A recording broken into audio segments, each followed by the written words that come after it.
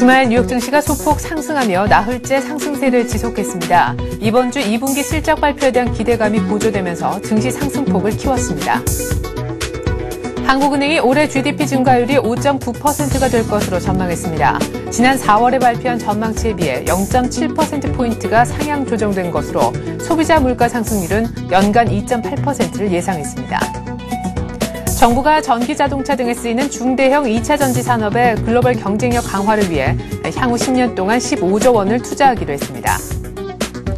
내년 초에 보육료 지원 혜택을 받는 맞벌이 가구가 2배 가까이 늘어날 전망입니다. 부부 합산 소득의 25% 차감으로 보육료 지원 기준이 변경되기 때문입니다.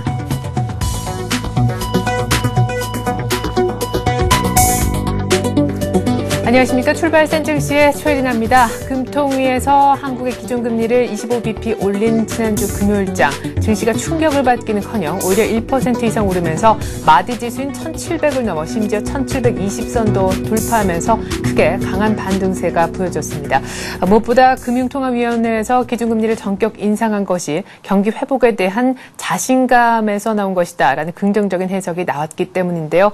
경기 회복 초기 국면에서 금리 인상은 긍정적이다라는 것이죠. 무엇보다 이 같은 해석이 덧붙여 수급이 좋았기 때문이 아닌가 싶은데 외국인들이 현 선물 동반 매수를 해주었고 현물을 이틀 연속 게다가 현물의 규모도 매수 규모가 3천억 원을 넘어서 꽤 괜찮은 수급이 보여졌었습니다. 8거래일 만에 종가기준 코스피가 1700을 넘긴 것인데요. 시장 마감지수와 더불어서 외환시장의 끝난 분위기도 함께 짚어보도록 하겠습니다. 네, 코스피는 24포인트가량 뛰면서 1.4% 정도 뛰었는데요. 1723포인트 정도로 마감이 된 것 보여지시죠? 코스닥은 역시 코스닥도 9거래일 만에 굉장히 오래간만에 490선도 회복을 했습니다. 코스피가 외국인의 힘 때문에 1720선 위까지 올라왔다라고 했을 때 코스닥은 기관의 힘으로 이틀 연속 올랐다 이렇게도 볼 수가 있을 것 같습니다. 원달러 환율은요. 금리 인상에 따라 원화 강세 배팅이 늘면서 여기에서 달러 매도가 나왔죠. 1200원 선 하회를 하면서 끝이 났습니다. 아시아 증시 한번 분위기 볼까요? 네, 지난주 금요일장 아시아 증시 보시면 거의 다 올랐다는 것을 알 수가 있습니다. 일제히 상승세를 보였는데 일본과 대만 가권지수 같은 경우에는 0.5% 정도로 강보합의 모습 보여줬었고요. 중국에서는 지표도 좋았지만 이제 바닥이다라는 저가 매수세가 많이 유입되면서 2.3%의 강한 상승세가 보여져서요.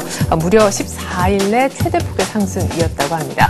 주말에 뉴욕 증시 조정 없이 추가적으로 더 올라서 나흘째 상승세를 이어갔습니다. 공장 주문이 닷새째 증가세를 보였다라는 지표도 좋았지만 무엇보다 오늘 밤부터 본격적으로 시작되는 2분기 어닝에 대한 기대감이 가장 큰 상승의 요인으로 보여지고 있는데요. 보다 자세한 글로벌 증시 분위기, 주말에 있었던 이슈들 정리해보는 시간 갖겠습니다. 권구찬 뉴욕 특파원 전화 연결 한번 해보죠. 안녕하세요. 네, 뉴욕입니다. 네, 뉴욕 증시 이제 잘 가는군요. 나흘째 상승이라면서요. 네, 그렇습니다. 미국 기업의 실적 호전에 대한 기대감이 확산되면서 뉴욕 증시가 나흘째 상승세를 이어갔습니다. 9일 뉴욕 증시에서 다우존스 지수는 58.74포인트 0.58% 상승한 1197.72에 장을 마쳤습니다. S&P 500 지수는 0.72% 상승했으며 나스닥 지수 역시 0.97% 올랐습니다. 이로써 다우 지수는 지난주에 5.1% 상승해 지난해 7월 이후 가장 큰 폭의 상승세를 기록했습니다. 이날 증시에서는 이번 주부터 시작되는 기업의 2분기 실적 발표를 앞두고 랠리가 다시 이어질 것이라는 긍정적 기대감이 상승세로 출발했습니다.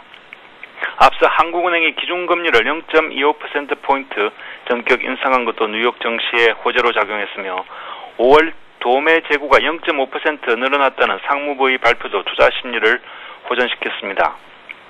이번 주에는 가장 먼저 실적을 발표하는 알루미늄 업체인 알코아가 월요일 실적을 발표하는 것을 비롯해 인텔, 구글, 뱅크 오브 아메리카, 시티그룹, 제너럴 일렉트릭 등 대기업들이 2분기 성적을 내놓게 됩니다. 네. 자, 말씀하신 것처럼 바로 오늘 밤부터 어닝 시즌이 시작이 되고 이번 주 사실 어닝 시즌이 본격화되는 그런 주다라고도 볼 수 있겠는데 월가에서는 특별히 IT주, 기술주에 대한 그 실적을 상향 조정하고 있다면서요? 네, 월가 애널리스트들이 유럽 재정 위기로 낙폭이 컸던 기술주에 대한 전망을 상향 조정하면서 IT주 매수를 추천하고 있습니다. 이에 따라 기술주가 7월 중순부터 시작할 2분기 어닝 시즌을 랠리를 주도할 것이라는 분석이 나오고 있습니다.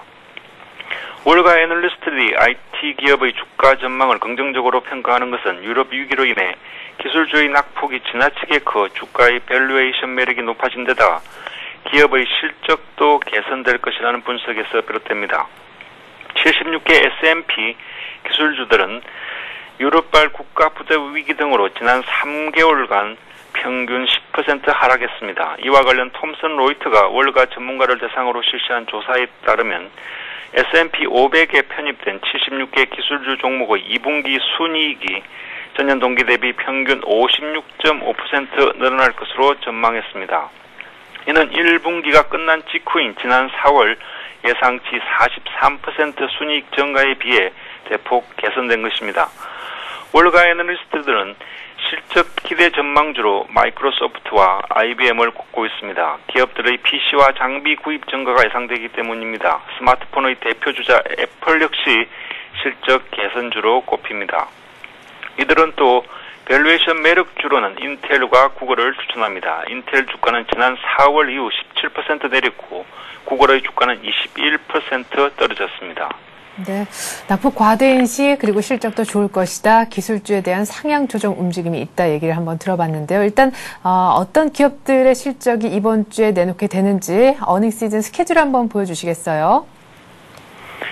뉴욕 증시 상승세가 이어질지 여부는 12월부터 시작되는 2분기 어닝 시즌에서 미국 기업들이 어느 정도 실적을 내놓느냐에 따라 크게 좌우될 것으로 보입니다. 12일 시장이 끝난 직후, 즉 오늘 밤 알루미늄 업체인 알코아를 시작으로 해서 구글과 인텔 등 기술주와 JP모건 뱅크 오브 아메리카 등 대형 은행들이 따라 분기 실적을 발표합니다. 무엇보다 월가는 JP모건의 실적에 주목하고 있습니다. 은행 대장주인 JP모건의 실적은 유럽 재정위기의 영향을 간접적으로 평가할 수 있기 때문입니다. 주요 경제 지표들도 이번 주에 따라 발표됩니다. 13일에는 5월 무역 수지가 발표되는데 전월 403억 달러의 적자에서 전월 403억 달러의 적자보다 다소 줄어든 390억 달러의 적자가 예상됩니다. 14일에는 6월 소매 판매가 공개됩니다. 5월보다는 다소 개선된 0.2%의 감소가 예상되고 있습니다. 다만 자동차를 제외한 소매 판매는 전월 대비 변동이 없을 것으로 추정되고 있습니다. 앞서 지난 5월에는 무려 1.2% 감소한 바 있습니다. 또 같은 날에는 연방공개시장위원회 FOMC의 회의록도 공개돼 유럽 재정위기가 미국 경제에 어떤 영향을 주고 있는지에 대한 평가가 나올 것으로 보입니다. 네. 15일에는 6월 생산자 물가, 16일에는 소비자 물가가 발표되는데 각각 전월 대비 0.1% 하락이 예상됩니다. 또 제조업은 부진한 흐름을 이어갈 것으로 보입니다. 15일 발표되는 6월 산업 생산은 전월 대비 0.2% 감소했을 것으로 예상되고 있습니다. 네, 지표 쪽은 그렇게 딱히 분위기가 좋지 못하군요. 하지만 눈높이가 낮으니까 낮은 눈높이 정도에서 좀 괜찮은 성적을 봤으면 싶습니다. 어닝 시즌에 대한 기대감, 추가 랠리를 결정지을 만한 그런 요소가 실적에 있다고 하셨는데 실적들에 조금 더 키를 맞춰야 되는 것이 아닌가 싶기도 하네요. 자, 그리고 유가 마감 상황 보니까 이제 배럴당 $76 선까지 올라왔군요. 네, 경기 전망이 호전되면서 국제 유가가 3일째 상승세를 이어갔습니다. 9일 뉴욕 상업거래소에서 8월 인도분 서부 텍사스 원유는 전날보다 65센트 0.9% 오른 배럴당 76.09달러의 거래를 마쳤습니다. 금값은 1.2% 상승한 온스당 1209.8달러에 마감했습니다. 네, 사흘째 상승세를 보여준 국제 유가 그리고 1200달러 온스당 회복한 금값까지 얘기 들어봤습니다. 서울경제신문 뉴욕 특파원 권구찬 기자였습니다. 잘 들었습니다. 네.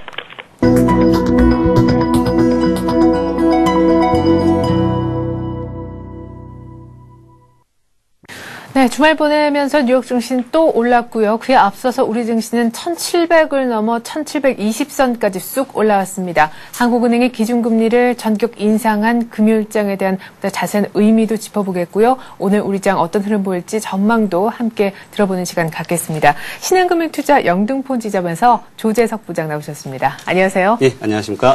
네, 보통은 기준금리 인상하면은 아주 단기적으로라도 시장에 충격이 있게 마련인데 외국인이 많이 사줘서 그럴까요? 볼까요? 1720을 금요일장에서 돌파하지 않았습니까? 예.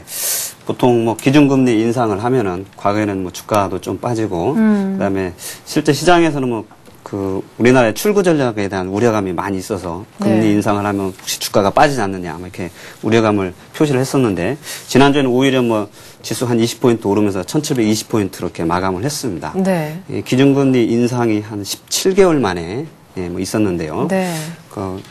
금융위기가 터지기 전에 2008년 8월 달에 5.25%였었습니다. 그랬다가 금융위기가 터지면서 뭐 2%대로 이렇게 인하를 했고, 그들이 뭐 계속해서 16개월 연속 2%대 동결을 했다가요. 이번에 이제 0.25%포인트 기준금리 인상을 하면서 시장에서는 일단은 시장에 대한 출구 전략에 대한 불확실성이 조기 해소된 걸로 평가를 하고 있고요. 또한 한국은행에서 한국 경제 회복에 대한 자신감에 대해서 기반을 두고서 금리 인상을 했다고 그렇게 평가를 하고 있습니다. 네. 자, 그러면 일단 지표상으로 좀 궁금한 것이요. 사실 어닝에 대한 기대감이 좀 솔솔솔 삼성전자 2분기 실적 가이던스 이때 나올 때까지만 해도 그날까지 글로벌 시장의 경기 둔화 우려 때문에 어닝에 대한 반영이 좀 제때 못 됐었는데 그 이후로 실적에 대한 기대가 조금 고개를 드나 했었는데 지금 금리 인상이란 재료까지 나왔단 말이죠. 어쨌든 그것 때문에 외국인이 3천억 이상이나 사줬는데 이걸로 이제 1750 전고점 돌파를 해볼 수 있지 않을까 이런 기대감이 있단 말이죠. 예, 뭐 이번에는 조금 전고점 돌파가 가능하지 않겠느냐 이렇게 전망을 해보고 있습니다. 네. 그 이유를 살펴보면은 일단 삼성전자가 예상보다는 좀 좋은 실적을 발표를 했고요. 네. 이로 인해서 다른 기업들의 실적도 예상보다는 좀 그다음에 좋게 나오려라는 거에 대해서 확신을 좀 심어줄 수 있겠고요.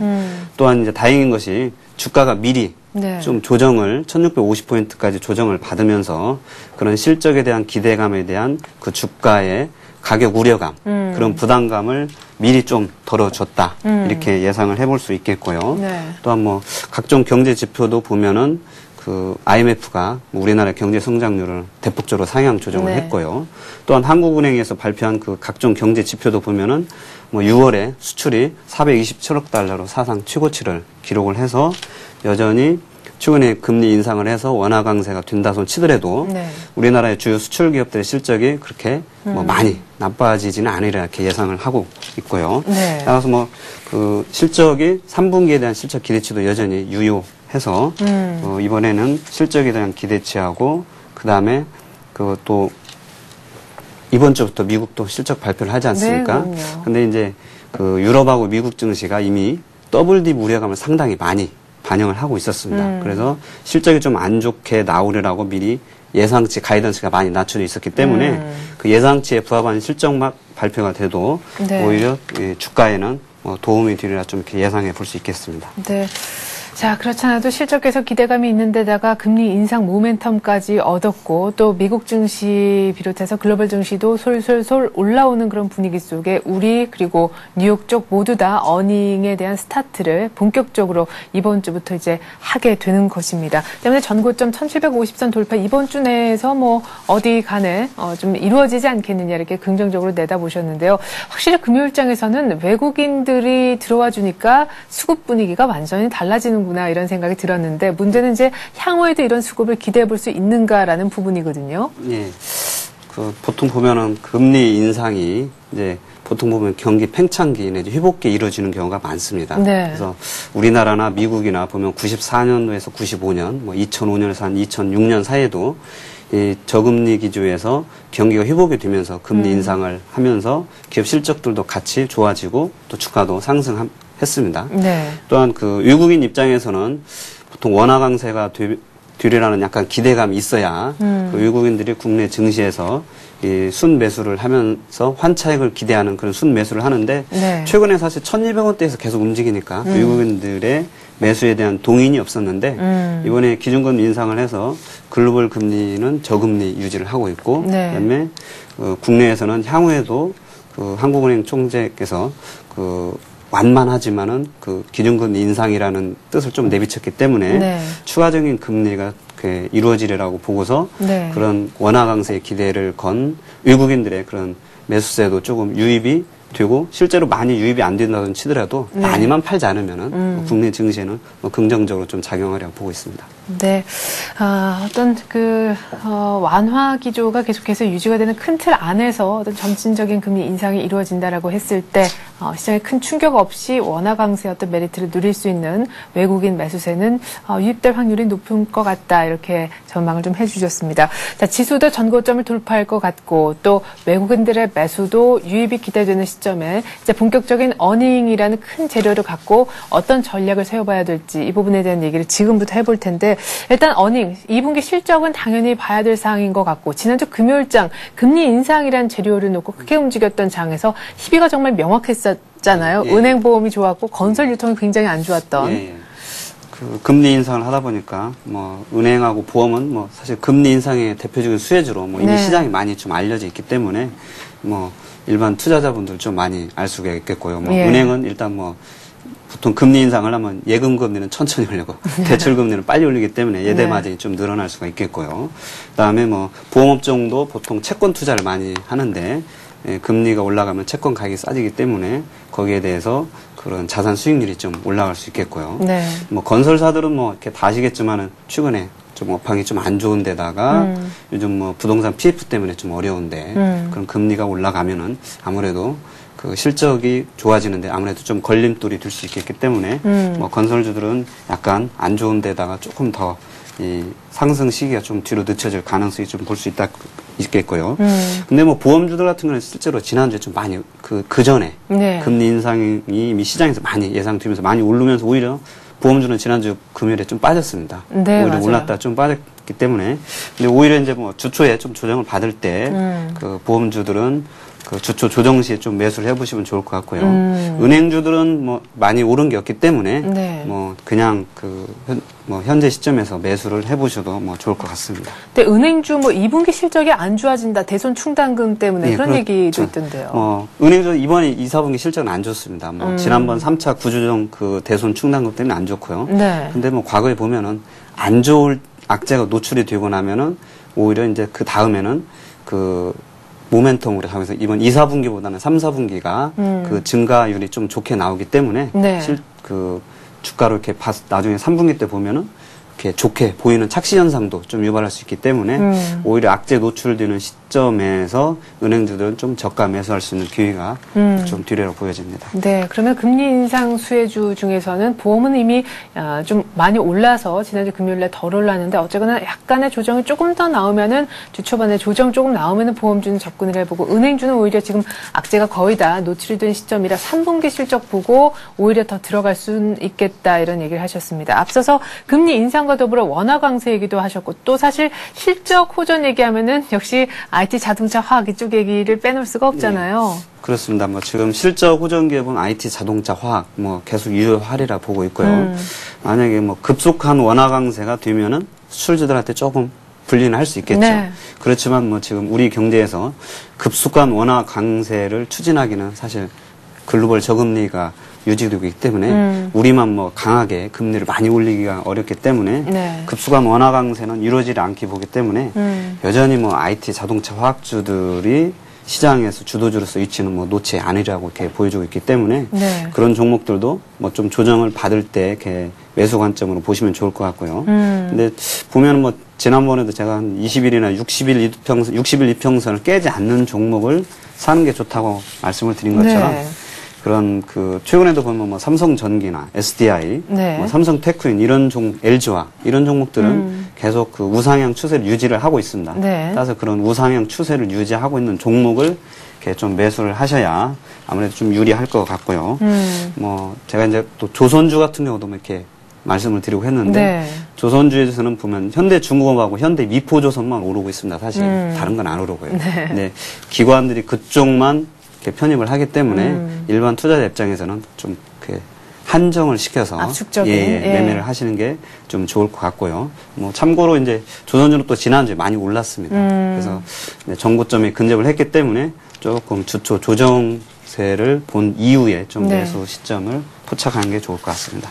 네, 알겠습니다. 조선주에 대한 어떤 간단한 코멘트까지 한번 곁들여 주셨는데요. 지난주에 얘기하셨던 SSCP는 지금 잘 가고 있습니다. 뭐 8,500원대 후반까지 지금 조금 들고 계신 분들은 노려보시면 좋을 것 같습니다.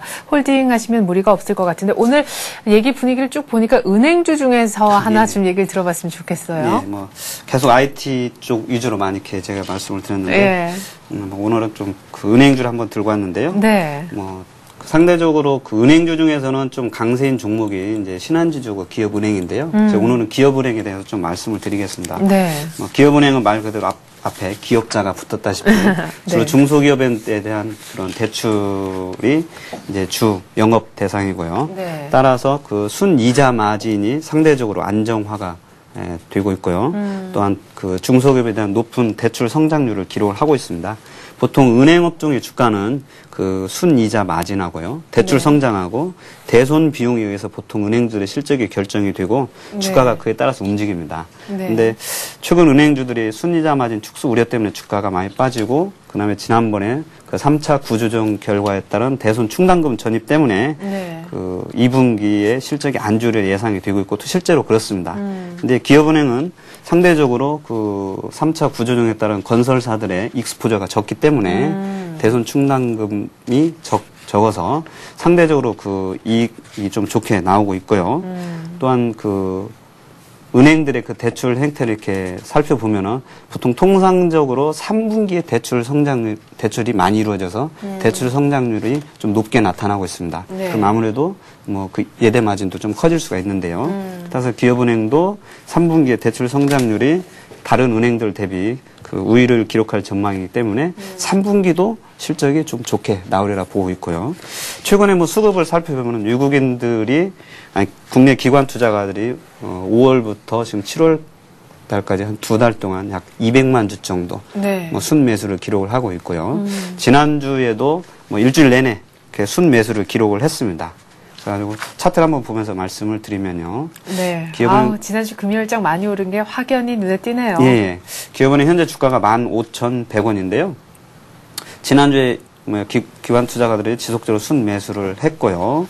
또한 그 현재 주가가 보면 그 15,100원에서 올해 PBR 대비 한 0.9배입니다.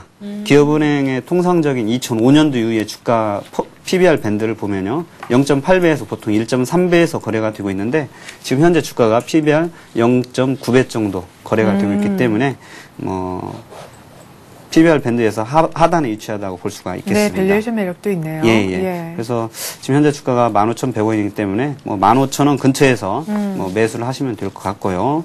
일단 뭐 장기적으로 보면 PBR 뭐 한 1.3배 적용하면은 뭐 2만 원 수준까지도 볼 수 있는데 단기적으로는 제가 추세선 그어놓은 이 상단부인 한 17,000원 정도를 1차 목표 주가로 보시고요. 손절매 가격은 뭐 최근에 5일 이평선 가격인 한 14,300원 정도를 그 손절매 가격으로 제시를 해드리겠습니다. 네, 3분기 실적도 좋아질 것 같고 대선 충당금도 많이 지금 뭐 갖고 있지 않은 그리고 기관이 쭉 사줬지만 보니까 금요일장에서는 외국인도 쏙 이렇게 매수를 해준 종목이네요. 기업은행 전고점 돌파 가능하겠다 얘기를 하셨습니다. 오늘 장에서 은행주들 어떤 흐름 보여줄지 기업은행 포함해서 또 궁금해지네요. 신한금융투자 영등포 지점 조재석 부장이었습니다. 오늘 전략 감사합니다. 예, 감사합니다.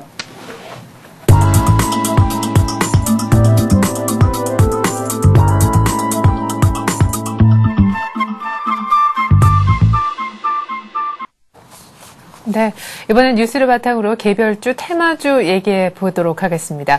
오늘 뉴스로 보는 투자의 맥은요, 신한금융투자 상암지점 최승훈 과장과 함께합니다. 안녕하세요. 예, 안녕하십니까. 네, 먼저 지난주에 얘기해 주셨던 태양광 관련주 점검부터 해주시겠어요? 예, 일단 지난주에 말씀드렸던 태양광 관련주 SDN과 TCK를 말씀을 드렸는데요. 네. SDN 같은 경우는 뭐 주가가 지금 좀 소폭 고점에서 좀 조정을 받고 전일 금요일 날 같은 경우 좀 상승을 했는데 뭐 SDN이나 TCK나 지금 태양광 산업 자체의 확산 가능성이 좀 커지고 있고 대기업이나 정부의 지원이 본격적으로 시작이 되고 또 가격적인 면도 태양광 산업 발전 자체의 가격적인 부분도 지금 상당히 메리트가 있는 시점이기 때문에 지속적으로 좀 관심을 가지고 매매를 하셔도 괜찮은 종목군으로 생각이 되고 뭐 상승폭이 좀 다소 있기는 하지만 예. 그것보다는 실적 개선폭이 좀 더 클 것으로 예상이 돼서 지속적인 좀 관심이 필요해 보입니다.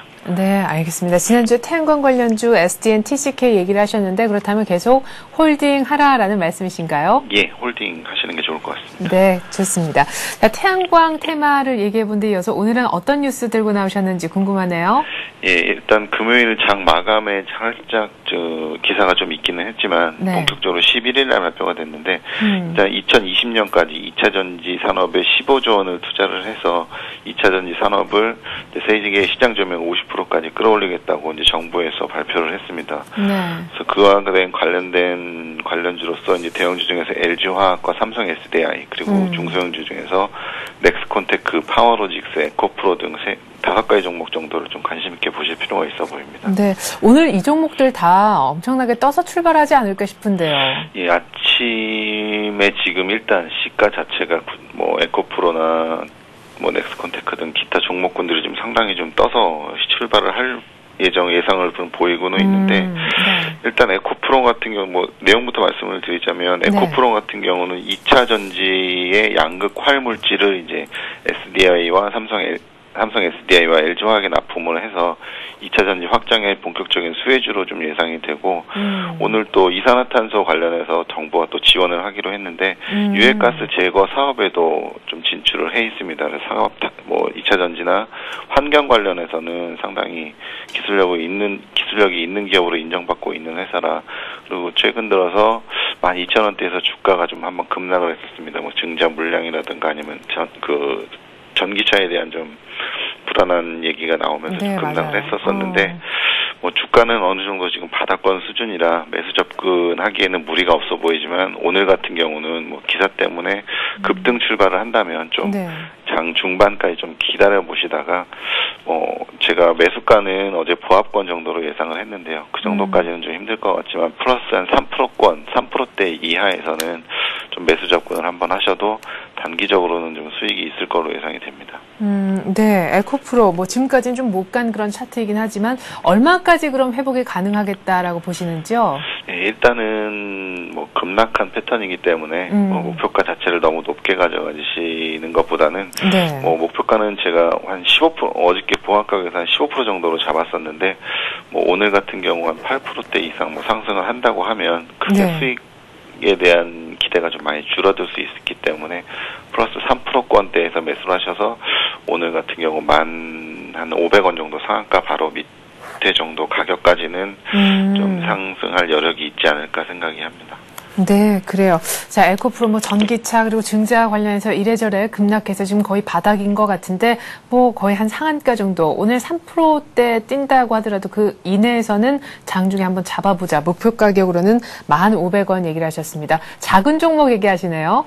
예, 그리고 뭐 두 번째는 LG화학과 삼성 SDI 같은 경우는 워낙에 많이 아시는 종목이기 때문에 제가 좀 넘어가지만 오늘 같은 경우 오히려 중소형주들이 많이 떠서 시작을 한다 그러면 LG화학이나 삼성 SDI를 매수를 하시는 것도 제가 보기엔 좋아 보이고요. 뭐 두 번째로는 뭐 작은 종목군 중에서 넥스콘테크 같은 경우도 역시 삼성 SDI의 2차 전지용 보호회로와 배터리 시스템을 납품을 하는데 이 두 가지 제품 역시 좀 핵심적인 제품이기 때문에 수익성이나 이런 부분에 있어서는 좀 개선이 될 거로 예상이 되고 또 하이브리드용 뭐 신동력 시스템이라든지 2차 전지 배터리백 같은 경우도 넥스콘테크는 국책 사업으로 연구를 좀 진행을 하고 있어서 2차 전지에 좀 가장 강력한 대장주로서 좀 움직일 가능성이 좀 커 보입니다. 대신에 이 종목 같은 경우도 오늘 거의 뭐 지금 상한가 근처 호가가 나오기 때문에 뭐 일단 상한가 근처에서 따라잡기보다는 좀 장중에 좀 흔들리는 모습이 보이면 그때 매수를 하시는 게 좋으실 것 같고 오히려 제가 작은 종목은 추천을 했지만 일단 아침에 너무 강한 출발이 예상이 된다 그러면 오히려 LG화학이나 삼성 SDI 쪽으로 접근을 하시는 것도 좋은 방법이라고 생각이 됩니다. 네, 그럼 LG화학하고 삼성 SDI 간단하게 차트 보면서 아까 에코프로 얘기해 주셨던 것처럼 몇 퍼센트 이것도 역시 떠서 출발은 할 거 아니에요. 몇 퍼센트 이내 정도면 잡아도 괜찮은지 그것만 얘기를 좀 해주시죠. LG화학 같은 경우도 지금 오바마 대통령이 LG화학 2차 전지 공장 준설에 지금 방안을 하는 등 지금 관심권이 많이 있습니다. 미국에서도. 네. 따라서 지금 31만 5천 원이 전 고점인데 오늘 같은 경우 30만 6천 원 정도 한 2% 정도 시작을 할 예정인데요. 네. 지금 제가 보기에는 1~2%대의 상승을 보인다고 하면 대형주 중에서 LG화학 같은 경우도 뭐 30만 6천 원이나 뭐 삼성 SDI 같은 경우도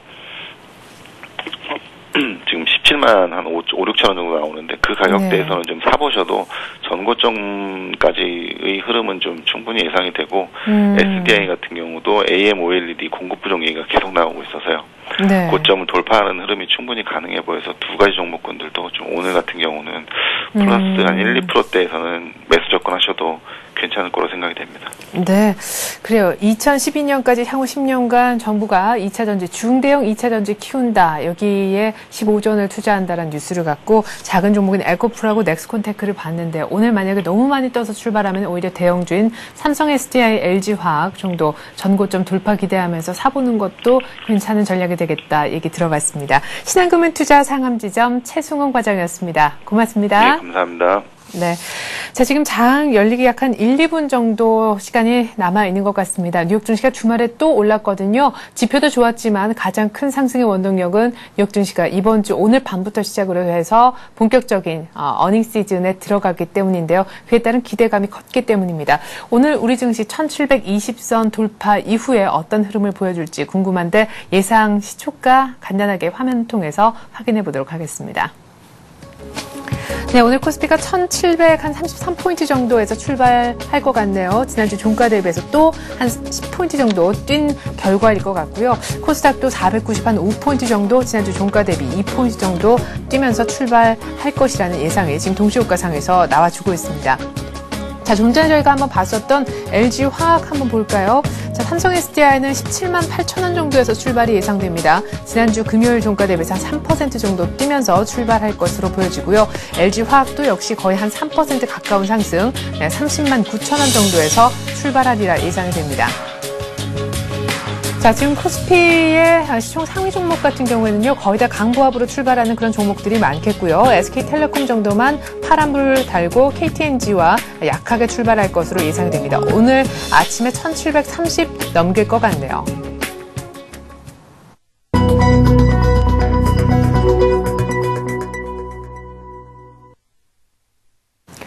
네, 7월 10일 월요일 우리 장 이제 막 개장을 했습니다. 코스닥 1700 이제 코스피의 경우에 1730 돌파가 예상이 됐는데요. 네, 지금 역시 1732포인트 정도에서 출발하는 것 같습니다. 화면 함께 보시죠. 네, 1732포인트에서 출발하는 코스피 시장, 494포인트에서 시작하는 코스닥 시장, 시총 상위 종목들 흐름만 간단히 보겠습니다. 자, 신한지주가 거의 한 2% 정도, 은행주 중에서는 많이 뛰지 못했었는데요. 그래도 오늘 약간의 또 조정을 바로 받는군요. 현대중공업도 약 부합에서 출발합니다. 자, 일단 신한지주는 부합 정도로 올라오려고 하는 모습, 현대차는 실적 기대감 때문에 금요일장에서 올랐지만 곧바로 역시 13만 8천 원 정도로 소폭 후퇴하는 모습입니다. 삼성전자가 2.7%나 대장주 중에 대장주가 2.7%나 급등하면서 지난주 금요일장 크게 끌어올린 또 IT 섹터를 크게 많이 상승시킨 요인 중에 하나였는데요. 삼성전자 오늘 추가적으로 더 오르면서 79만 9천 원, 8천 원 정도 80만 원 턱 밑까지 올라갔습니다. 자, 포스코도 50만 원을 일단 안착하려는 움직임 오늘 일단 특별히 빠지지 않는데요. 외국인들이 지난주 금요일장에서 10일 거래일 만에 매수를 해줬는데 아주 소폭 찰실한 매물 나오는 것 같습니다. 왜냐고요? 내일 바로 실적이 나오기 때문이죠. 자, LG화학 정부에서 경쟁력 강화 방안 15조 향후 10년간 투자를 하겠다는 소식이 주말에 있었는데 오늘 아침에 3%나 급등합니다. 역시 동시효과에서 예상했던 바이고요. 30만 9,500원까지 찍어주고 있습니다. KB금융을 비롯한 은행주들 지난주 금요일장에서 평균 4%씩 상승됐었는데 오늘 추가로 더 오르면서 이제 KB금융도 5만 원대 안착이기를 해볼 수 있을 것 같습니다. 모비스는 현대차와는 달리 오늘 1% 이상 뛰는 모습 19만 9천 원 다시 20만 원 장중 돌파가 오늘 가능할까요? 하이닉스도 25,850원으로 일단 2만 5천 원 선에서 박스권 움직임을 보여주고 있고요. LG디스플레이도 일단 4만 원 선을 올려놓습니다. LG전자가 9만 한 8천 원대까지는 일단 회복을 하는 모습이고요. 말씀드렸다시피 보시다시피 SK텔레콤은 통신주가 금요일장에선 나란히 강했지만 오늘은 일단 SK텔레콤은 주저앉는 모습입니다. 기아차도 모비스와 함께 잘 가고 있지만 오늘 현대차만 약세를 보이고 있는 그런 국면이고요. 우리금융도 오늘 추가적으로 0.6% 정도 밀리지 않는 모습입니다. 오늘 신한지주 정도만 약하게 진행되고 있습니다. KT는 SK텔레콤과는 비동조화가 있으면서 오늘 상승하고 있고 지주회사 LG도 1% 가까운 상승세군요. 삼성전기도 오늘 1% 정도 뛰면서 15만 1,500원에 장이 열리고 있습니다.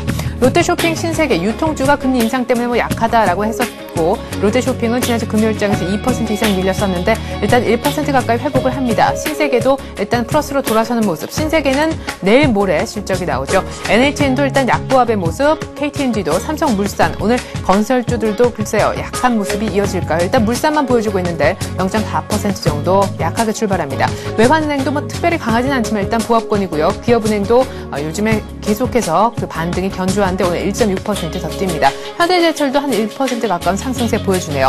자, 코스피가 1730 넘겼지만 29 정도로 조폭은 상승폭을 줄이고 있습니다. 코스닥은 짧게 분위기만 한번 보죠. 495까지 올라오고 있는데요. 일단 코스닥 시총 상위는 혼조세를 보여주는 것 같습니다. 셀트리온 서울반도체도 조금은 다른 모습이고 OCI 머티리얼즈가 1% 상승, 상한가에 올랐었던 포스코 ICT가 오늘은 추가적인 상승이 있으면서 찰시름 매물이 안 나오는 게 참 신기합니다. 다음도 거의 한 1% 가까이 오르고 있고요. 많이 올랐었던 태용이 약간의 매물이 나오는 그런 정도입니다. 네오위즈 게임즈는 이틀 연속 일단 조정을 좀 받는 모습이고 두성 엔지니어링도 약한 모습입니다. GS 홈쇼핑 유통주 모두 다 약하다라고 했을 때 대장주와는 달리 코스피 종목과는 달리 좀 강한 모습이었는데 오히려 오늘 조정을 좀 받습니다. 89,900원이고요. 루멘스가 오늘 4%나 급등하면서 눈길을 끄네요. 네페스도 거의 한 3% 가까운 상승세 보여주고 있습니다. 네, 다시금 코스피가 딱 1730에 왔습니다. 뉴욕 증시의 상승 역시 영향권에 있는 것 같은데 보다 자세한 오늘장 출발 상황 전문가 통해서 들어보는 시간 갖습니다. SK증권 원정혁 연구원입니다. 안녕하세요. 안녕하십니까? 네, 주말엔 뉴욕 증시가 또 오른 영향, 우리도 역시 어닝에 대한 기대감 있는 것 같은데 외국인도 오늘 아침에 사주는군요. 예, 그렇습니다. 현재 코스피는 5.97포인트 상승한 1729포인트를 기록하고 있고요. 코스닥은 3.19포인트 상승한 495.34포인트를 기록하고 있습니다. 말씀하신 대로 주말 시장이 어닝에 대한 기대감으로 강보합 수준에서 마감하면서 국내 시장도 플러스 출발하고 모습을 보이고 있습니다. 현재 외국인은 플러스 90억 원, 기관은 플러스 160억 원의 순매수를 보이고 있습니다. 네. 자, 이제 문제는 1730까지 올라오니까 말이죠. 쑥 1700 넘어서 1720선, 1700원 30까지도 한번 뚫어봤었는데 1750이 지금 현재 박스권 상단 아닙니까? 이 박스권을 돌파할 수 있는가? 이 실적 어닝에 대한 기대감이 박스권을 탈출시키는 모멘텀이 될 수 있을까 여부인데 긍정적으로 보시는지요? 예, 긍정적으로 좀 보고 있다라고 먼저 말씀드리고요. 금주부터 본격적으로 시작되는 미국 어닝 시즌의 돌입이 투자 심리 회복에 긍정적인 영향을 미칠 것으로 예상하기 때문인데, 한국과 유사하게 3분기까지 이익 증가 추이가 지속될 것으로 전망이고요. 주가는 이에 비해서 역사적으로 싼 수준에 있습니다. 이러한 부분은 모두 한국과 미국의 공통 사항이고요. 특히 글로벌 업황을 공유하고 있는 IT 실적 전망이 긍정적인데요. 그동안 국내 기업들에 대한 전망이 지나치게 낙관적인 게 아니냐는 지적이 있었는데 동종 업종의 미국 기업들에 대한 실적이 예상치에 부합하고 향후 전망 또한 긍정적으로 나온다면 국내 애널리스트들의 의견이 다시 부각될 수 있을 것으로 보입니다. 이렇게 국내 기업들의 실적과 미국 기업들의 실적, 또 금리 인사 압력으로 인한 외국인 수급 안정 등이 긍정적으로 작용하면서 일단은 1700 안착이 가능할 걸로 보이고요. 고점으로 보이는 것이 이제 전고점이 1750인데 IT 기준으로 보면 아직까지 여유가 있기 때문에 앞에서 말씀드린 대로 RT가 조금만 더 올라준다면은 1750 이상에서 좀 안착이 될 가능성도 있고요. 그렇지만 1750을 뚫었다 안 뚫었다는 표현하기는 좀 애매한 부분이 있는데요. 네. 장기 박스권이기 때문에 그 부분에 넘겼을 때 1750 넘겼을 때 강한 상승 추세가 형성되는 것이 아니냐 하는데 그 부분은 좀 확인해 봐야 되고요.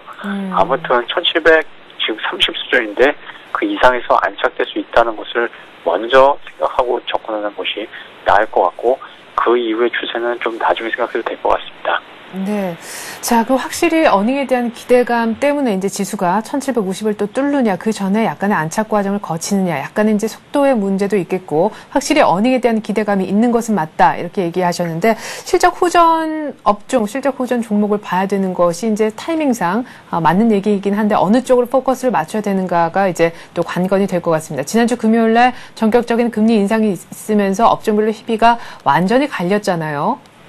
예, 그렇습니다. 네. 실적 재료가 호재로 작용하는 구간이기 때문에 당연히 실적 호전주 위주로 접근할 필요가 있는데요. 네. 대형주 중에서는 RT 자동차가 중심이 될 것으로 보입니다. RT 자동차가 호재로 보이면은 또 그 밑에 있는 해운이나 항공, 그러니까 RT 업황 호조의 수혜가 되는 그 해운이나 항공 업종도 수혜가 예상되고요. 네. 정유 업종도 점차 낮을 것으로 예상됩니다.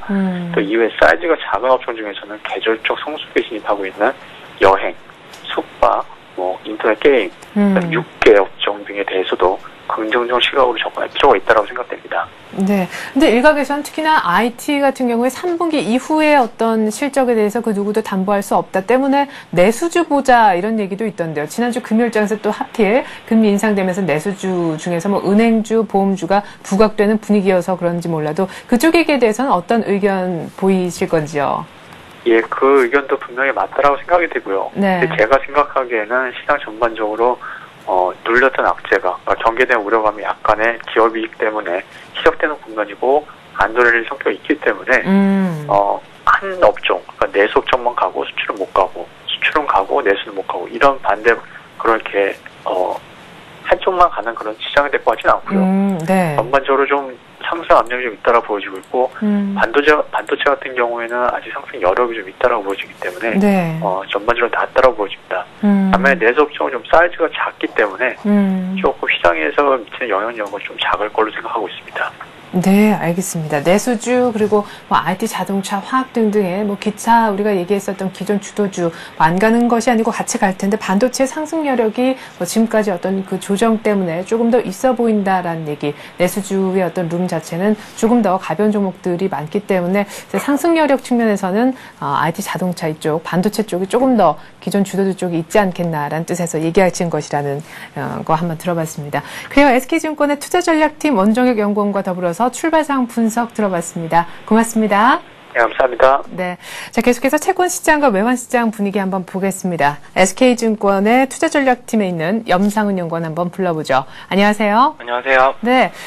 금요일 날 결국에 8월 달에 있을 것 같았는데 기준금리 인상 소식을 들었습니다. 원달러 환율 1,200원도 깼었는데 보니까 한은이 오늘 또 하반기 경제성장 수정치 내놓으면서 오늘 더 떨어지면서 출발할 것 같네요. 네. 근데 일단 여기환율 같은 경우에는 보합을 보였습니다. 크게 반응하진 않았고요. 한은의 이제 그 1분기 그러니까 올해 성장률 전망 자체도 이제 그 전에 이미 정부가 한번 성장률 전망을 내놓지 않았습니까? 그게 이제 연간 성장률이 5.8%였는데요. 네. 한국은행은 이제 2010년 성장률 전망을 5.9%로 정부보다 이제 0.1%포인트 큰 차이는 아니죠. 이제 네. 이 정도로 내놓으면서 시장에는 큰 무리를 미치지 않았습니다. 현재 원달러 환율 역시 1,196원 정도로 여기환율이 보합 상태를 보인 거 그 정도를 딱 반영을 하면서 큰 변동 없이 출발하고 있습니다. 네. 그러니까 어쨌거나 생각보다 빠른 기준금리의 인상, 그래서 원달러 환율이 앞으로 더 강세를 보일 것이다. 한 번 금리를 인상하고 말겠느냐. 속도의 차이는 있겠지만 점진적으로 금리를 올린다라고 했을 때 앞으로 워낙 강세 재료가 되지 않을까 싶은데 어떻게 전망하시는지요? 네, 일단 기준금리가 이전까지는 이제 시장 참여자들의 공통적인 생각, 어느 정도 컨센서스 정도는 연말까지 정도 해가지고 한 2.5% 정도는 되지 않겠냐, 한 두 차례 정도 인상하지 않겠냐, 이 정도를 생각을 했던 것 같습니다. 네. 그러나 일단 지난번 금요일에 있었던 기준금리 인상이 분명히 어느 정도는 깜짝 인상임이 맞는 것 같고요. 그래서 이제 현재 컨센서스는 이제 연말까지 해서 한 2.75% 정도까지 오를 것 같다라고 네. 이제 시장 참여자들의 생각이 약간 바뀌었다고 봐야 할 것 같습니다. 이런 부분을 이제 환율적인 측면에서만 고려를 해본다면은 미국의 기준금리 인상에 대한 예상 시기는 전혀 바뀐 것이 없는 가운데 오히려 더 이제 좀 더 늦춰졌다고 봐야죠. 2010 한 2년 정도나 가야지 기준금리 인상이 될 것 같다라는 게 현재 이제 미국 쪽에서의 시각인 것 같고요. 네. 그런 가운데 우리나라는 좀 한 발 빠른 기준금리 인상이 나섰다는 거는 어쨌든 이런 부분은 분명히 원화 강세 요인으로 보고 있습니다. 그런데 일단 정말 금리 차이에 의한 그런 환율의 변동폭 아니면 이제 현재 환율과 금리를 가지고 만들 수 있는 선물 환율 같은 경우를 생각했을 때 이 정도 빠른 기준금리 인상 요인은 이미 금요일 날 또 한 13원 정도를 이제 하락을 하면서 반영을 다 했고요. 최근 2일 동안, 그러니까 목요일과 금요일, 지난주 목요일, 금요일 환율 하락폭이 27원에 달한다는 점을 감안을 했을 때 일단 기준금리 인상에 따른 부분은 다 반영이 된 상황입니다. 그래서 여전히 앞으로의 그 환율 전망에 대해서는 계속적으로 말씀드려왔지만 1,200원 정도 수준을 쉽게 오히려 못 뚫을 수도 있다. 별로 이제 선물항 규제 역시 앞으로도 계속 영향력을 발휘할 것이고 바깥쪽의 경제 전망도 별로 좋지 않은 상황이기 때문에 크게 더 좋게 보고 있는 부분은 없습니다. 예.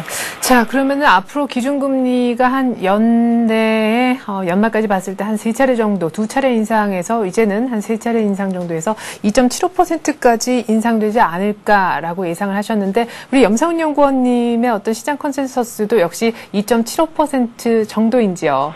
네, 일단 저희 개인적으로도 그렇고 저희 회사의 공식적인 뷰 같은 경우는 3%까지는 바라보고 있습니다.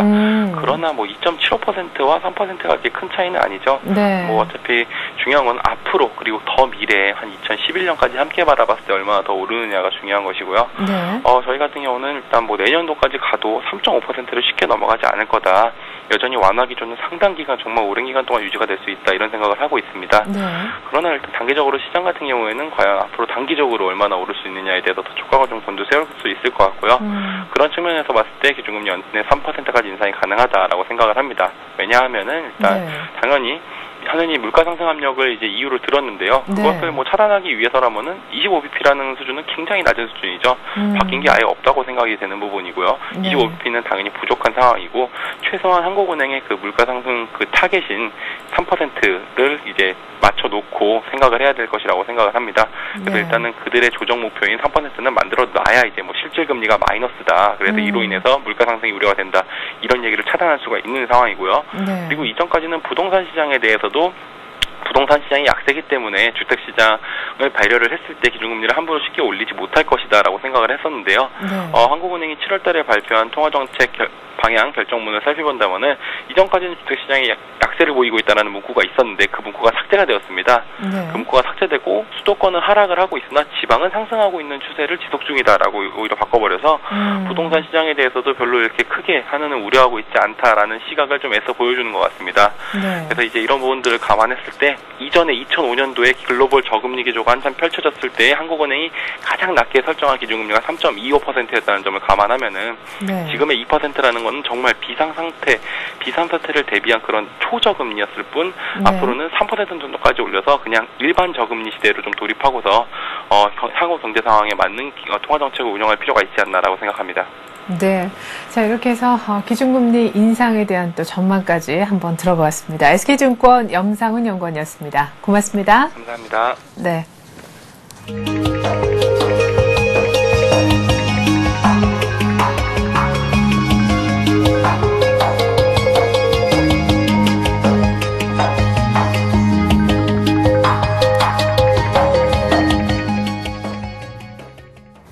네, 1730도 넘기면서 출발했던 우리 증시 상승폭을 조금 줄이고 있긴 합니다. 외국인들이 조금 덜 사주고 개인들이 더 많이 차익 실현하고 있다.